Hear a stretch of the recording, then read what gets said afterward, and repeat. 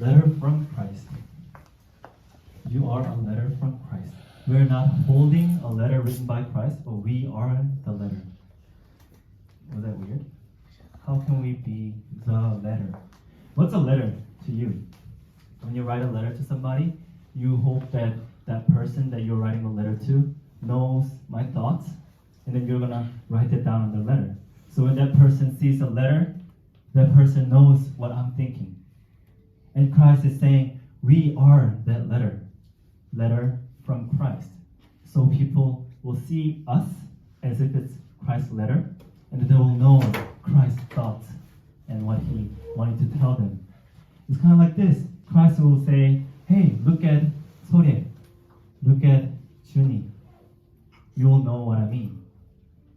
That's what a letter from Christ means. And it's not just Christians, I feel that. It's the Christians who live out the word. Looking at our behaviors, how we speak to other people, people know that, oh, I see Christ in you. That's what letter from Christ means. So we're going to look at a letter, actual letter, from all the way back to AD 2nd century, around 130 to 200, way back, right? That's when, if you know the history, that's when the early Christians started forming house churches. And this letter was about how he felt Christians were. Hey, I met these group of Christians. Look, that's what I saw. Isn't that weird? So I'm going to read some excerpts from the letter. Christians are indistinguishable from other men, either by nationality, language, or customs. They do not inhabit separate cities of their own or speak a strange dialect. With regard to dress, food, and manner of life in general, they follow the customs of whatever city they happen to be living in, and yet there's something extraordinary about their lives. Do you have those extraordinary Christians in your life? Surely I have. I was fortunate enough to grow up with some extraordinary Christians around my life, and I wanted to give you 3 examples today. First, I was growing up. I had a question, looking at the Christians around me. Hey, why are Christians always so thankful? Do you have those Christians around you who's always thankful no matter what goes on in their lives, how difficult their lives are? How can we be that thankful? And I'm going to talk about my dear grandma, who's still alive but who's got dementia, so she can't recognize me anymore. But when we used to visit her house, she would always say, 감사합니다, 감사합니다. You know, distinct 경상도 사투리 too. 감사합니다. But she would just keep saying that. And I would always wonder, why is she, and even who is she thankful to? And then later I realized, 감사합니다, 하나님. That's what she was saying. And that made me curious.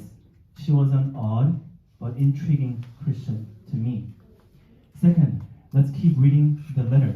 They live in their own countries as though they were only passing through. They play their full role as citizens, but labor under all the disabilities of aliens. They live in the flesh, but they are not governed by the desires of the flesh.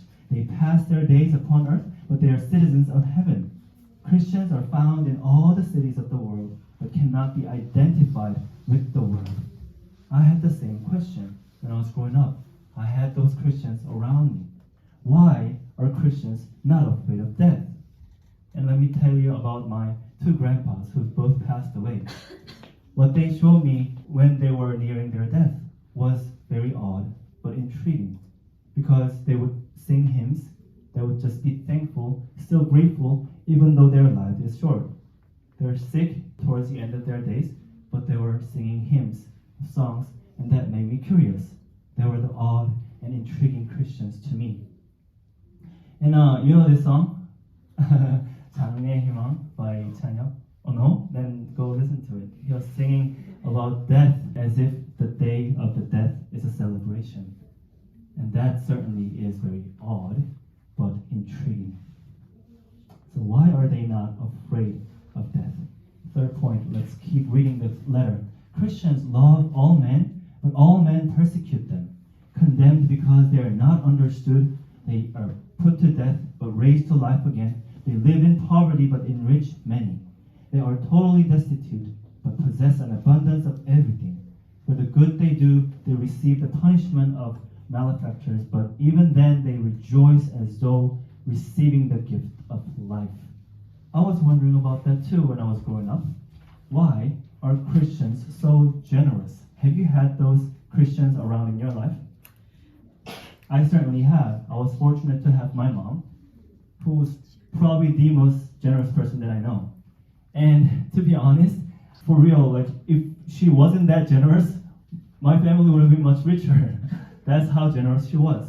But then she was so happy about it, and I never understood that. Me and my siblings sometimes would be actually angry at how much generous she is, and a lot of times we didn't understand our mom, but the odd and intriguing Christian that she was, that rubbed on us, and we are trying to live the same life, that odd and intriguing Christian life. So those Christians in my life shaped who I am and made me search for my own God. And I wonder if you have those Christians around you. So becoming a Christian should change the way you live. Becoming a Christian should change the way we live. And that's why we are starting this Living Life class, Youth Living Life. And we call it not Bible study. It is Bible study, sure, but we call it Living Life because we think that the living part is so important.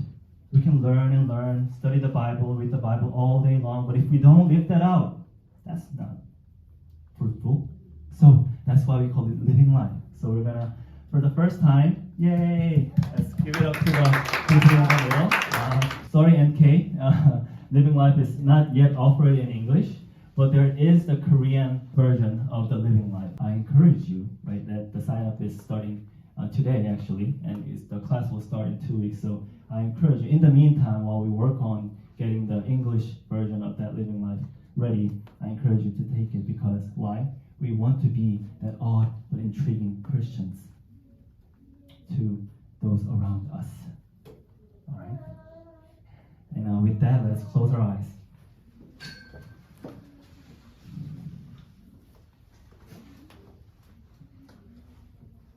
Dear Lord, you called us to be a letter to the world from Christ. The world will see us and know you, Lord. Let us all be that odd but intriguing Christians to the world. We lift up these 7 members from the Youth House Church this afternoon.